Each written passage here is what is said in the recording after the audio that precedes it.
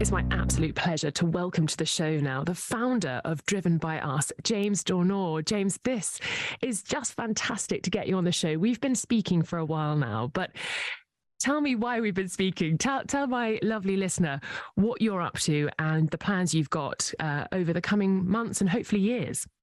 Yes, no, thank you for having me, Rosanna. So I am James Dornor. I'm the founder of Driven by Us, and we're basically one of the first recognised clubs to gain recognition status from Motorsport UK. We're an ethnic minority-led club, and what we are doing is creating a dynamic platform that offers a network as well as ourselves producing events and programs centred around STEM, media and ED&I. And through our platform, we aim to provide a space that is inspiring for the next generation to come and work in motorsports, as well as for those working in motorsports, sharing their stories, their personal journeys, and how they got into the industry, as well as mentoring and supporting the up and coming. We feel as if it's quite key here at Driven by Us, and we believe for the industry to become more inclusive, it will need folks like ourselves to increase that and make it more progressive. And our ambition is obviously to bring motorsports to areas where there is less awareness and less access. So that might be motorsport exhibitions, it might be indoor karting events, it might also be outdoor karting events. And within that, we can embed the STEM side of things and the media side of things, because motorsports is such a large industry and there's lots of various roles that personnel can do in the sport. It sounds like the most incredible initiative, but tell me why you felt the need to start it. I felt the need because as a community, there's not many of us up and down the pit lane, whether that's F1 or GT level or even single seaters and lower categories within motorsports. So just to build that safe space, so to have someone to talk to, someone to kind of relay the message and have that self-awareness and self-confidence in believing your own ability and in what you can do within the industry. So yeah, we felt as a collective effort, because there's quite a lot of us in the industry, that to drive this forwards and drive the change that is required in the industry. We see some progression, but we feel as if more can be done a lot quicker, and that's the reason for us forming. So yeah, we just feel as if it's required, and certainly there's a space for it. And of course, you need to have experience not only of being part of that community, but also experience of working within motorsport. So what's your experience there?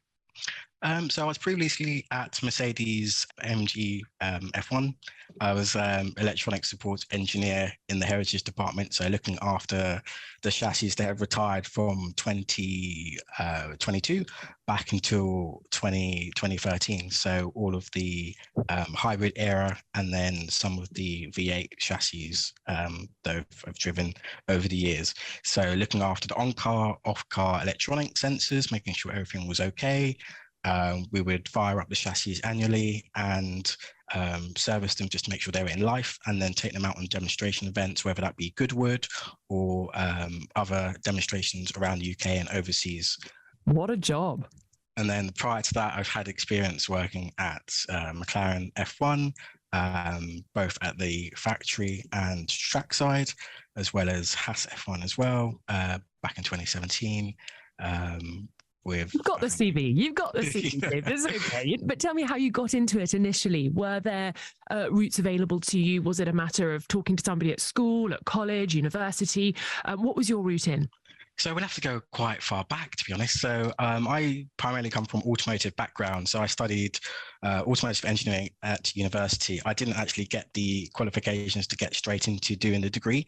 I did a foundation degree before going on to the main course. During my time in the main course, I sought a work experience at BMW Group in Oxford. I did that placement for a year back in 2010 now. And after completing that placement, went on to do my final year in 2011 and was given an opportunity to work at McLaren Automotive for 2 weeks over the Christmas period.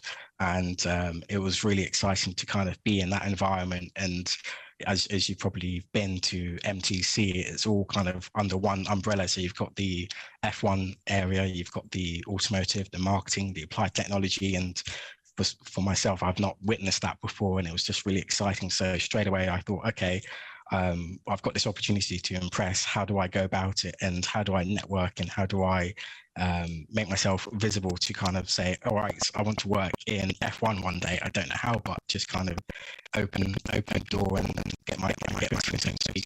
So yeah, networked like crazy. I must have impressed them while I was doing my automotive placement, and was offered a full-time contract for a year in automotive.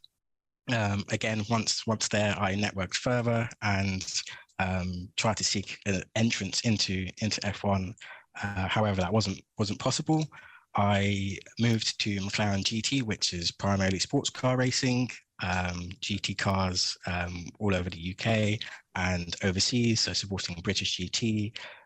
There was a Pirelli World Challenge in America and Australian GT out in Australia, so traveling quite a lot and quite extensively, similar to what they do in Formula One, traveling all over the world, seeing lots of places, spending lots of time on track. So it was a case of building up my experience and network in the industry to show I can prove myself that I can do the job, and eventually given the opportunity to move from GT cars, motorsports into Formula One in 2017, just applying online for a vacancy, which again, I didn't think it would be possible, and was successful in doing so.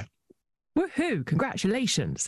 You talked a lot about networking there, but I imagine when you were trying to get into the industry, there wasn't that community network that Driven by Us is. So how difficult did you find it? Did you feel almost alone or a little bit nervous to put your hand up and say, I really want to work in this industry. How do I go about it?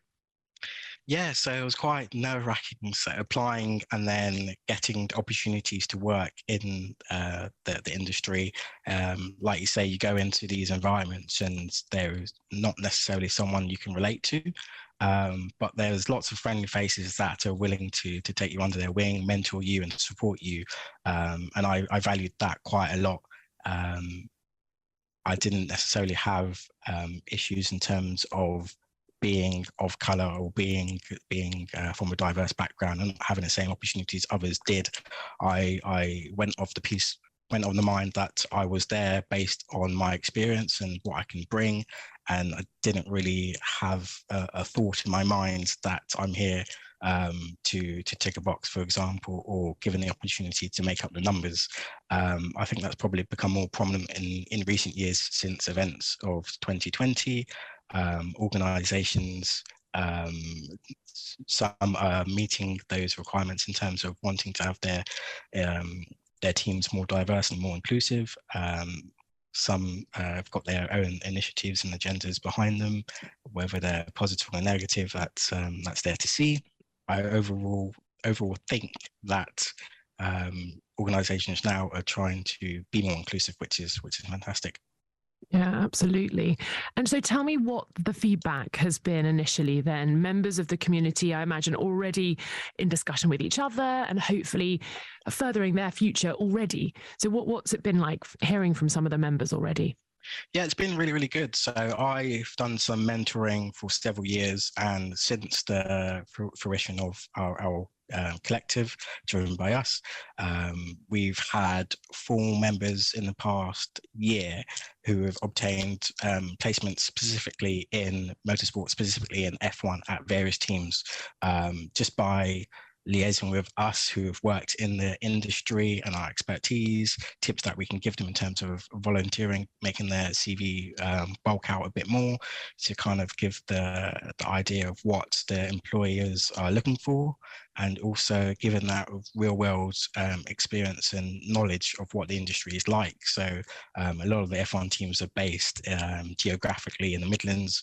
A lot of the minority community members are from London or urban areas around the UK. So, for example, just relocating to the Midlands is difficult. So just a sense of having that community, someone you can kind of pick up the phone and chat to and call and just have that that relationship with is wonderful. So the feedback is that one of the gentlemen has said that he didn't think that this kind of community existed, that he thought he was like only one, or there wasn't many in the industry to count on my hand, probably about 5 to 10 members possibly, but there's a lot more than that. At the moment we're over 40, and it's increasing rapidly. So just that sense of belonging and community, and that you're not in the industry alone and doing it by yourself, and everyone's kind of rooting for you regardless of where you work and what team you are at. The support is definitely there. And if someone's listening to us chatting now, thinking this community sounds like a support network they would like to be involved in, how do they get in touch with you? How can they join? Yeah, so we have a website. So our website is www.drivenbyus.co.uk, and we have access to us by email. And we also have several social network channels, which you'll find us on, like Facebook, Instagram, Twitter, LinkedIn. So you find a lot of information on there, and someone will definitely get back to you and see where we can support you.